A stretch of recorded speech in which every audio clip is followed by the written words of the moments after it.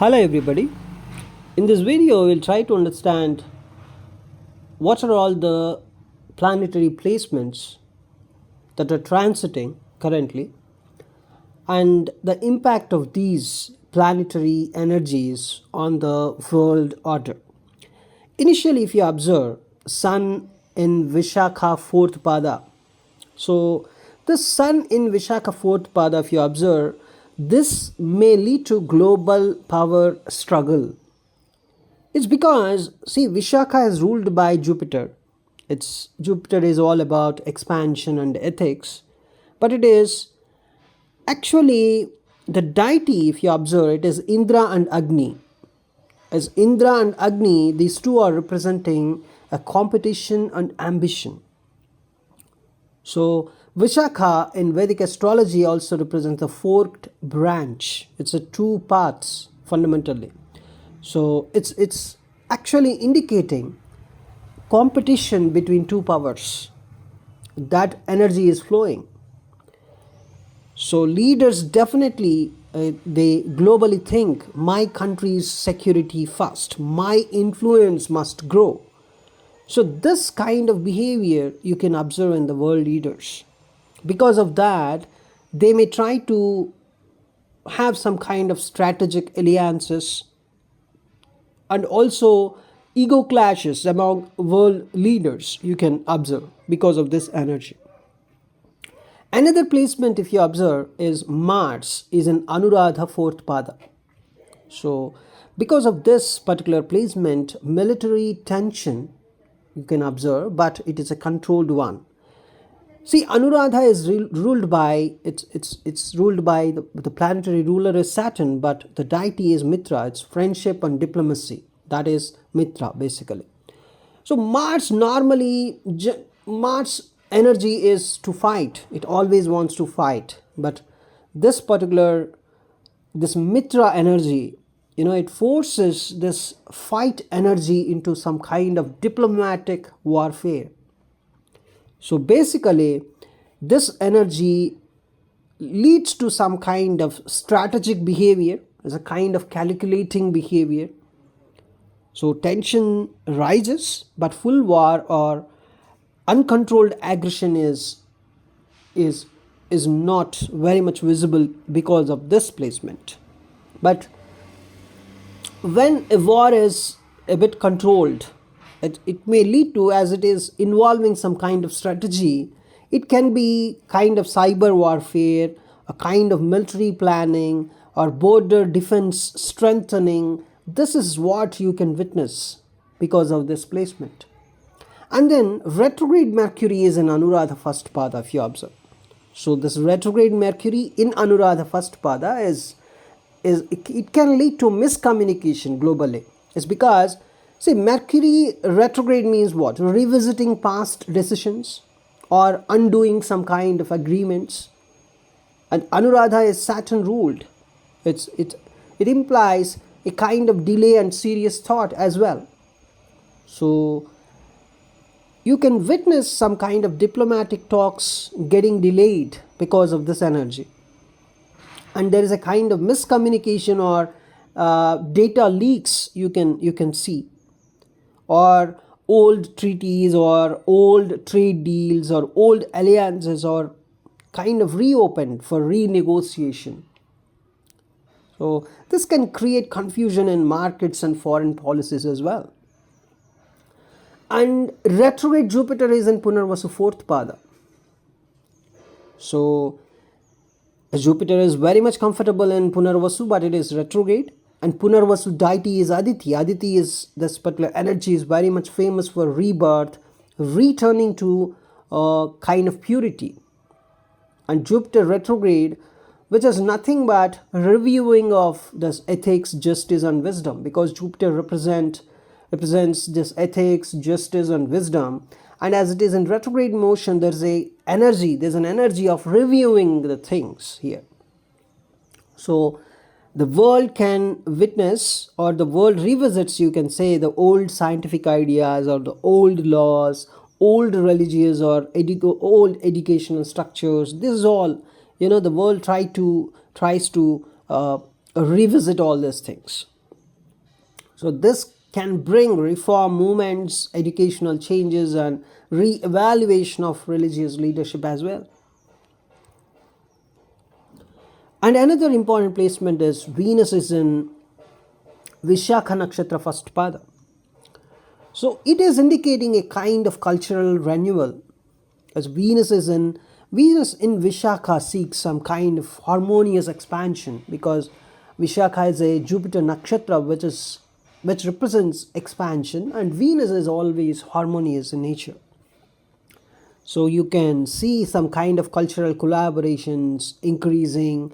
It can be films, fashion, art, a lot of cultural collaboration. You can see it means this particular cultural collaboration would expand, you can say, and even women rights issues become much more prominent in globally, right? Because the Venus represents those women rights and all, and Jupiter energy here in Vishakha, it expands. So women rights, those issues become much more prominent because of this placement, and global entertainment industry becomes more influential. So it's a kind of expanding thing for all Venus related things. And what about Saturn retrograde in Purva fourth pada? That is what is happening. It's kind of economic restructuring.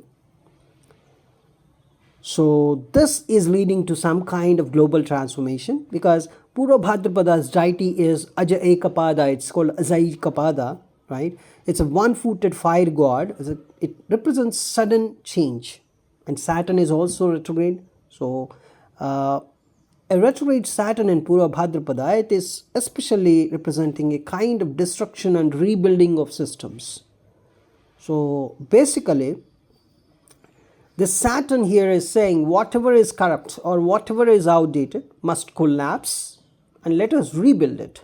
Okay, so it can lead to some kind of banking reforms and economic tightening, as a fear of recession would increase globally, and exposure of corporate or government corruption would also you can also witness this, because outdated systems are going to be collapsed.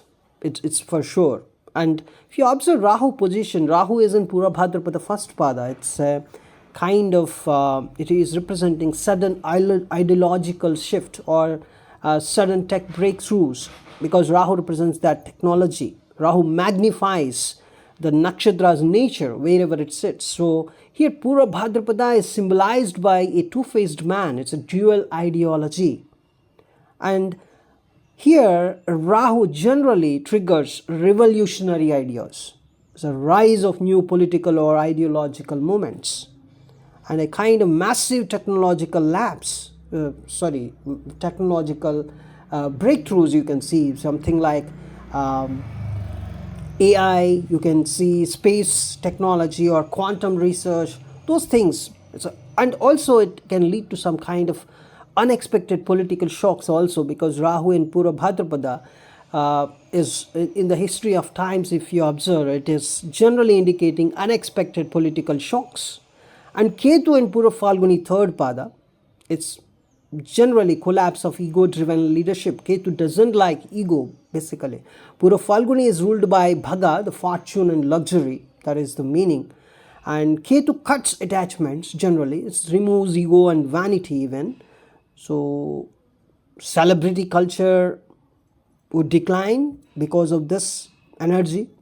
And egoistic leaders lose public trust, and collective consciousness moves toward simplicity, authenticity as well. So one particular placement may have an opposing energy to other planetary placement, but I am telling you the truth of the energy of the placement. So here, this particular Ketu placement is very much prominent, because by this placement, the public chooses truth over glamour, substance over show. That is the main theme that's going on. So even egoistic leaders lose public trust, and collective consciousness moves towards kind of simplicity and authenticity as well. So what do you mean by this? See, collective consciousness, it's the group consciousness, it's a collectively the people's consciousness. It is going to move towards a simplicity and also authenticity. They prefer truth over glamour. They prefer substance over show. So you can see, because of this energy, celebrity culture declines, because Ketu doesn't like ego. Ketu doesn't like ego. Ketu punishes the egoistic people. So that is the whole energy I can see. And this particular combination resembles somewhere, it is showing somewhere 1980s or 1984, that kind of energy. And even it is having a very, very similar pattern of World War I cycle. And so basically, you can definitely witness collapse of old empires as the alliance is also reshuffled. A kind of ideological shifts that are ensured here, and massive scientific breakthroughs, right? And overall, if you see global level, the global psychology is going to be changed, because Ketu is also in Purva Falguni, so there's an energy of ego collapse. So it's very, very much sure that you would not witness the old world that you have seen so far. And this is the energy pattern I can observe. It can be a kind of war situation, but it's a kind of cold war. It's actually that kind of energy is flowing currently. And definitely it's a transformation energy, very, very transformative energy, right? So global economic reset is 100% possible here. And that's about this planetary order. Thanks for watching this video.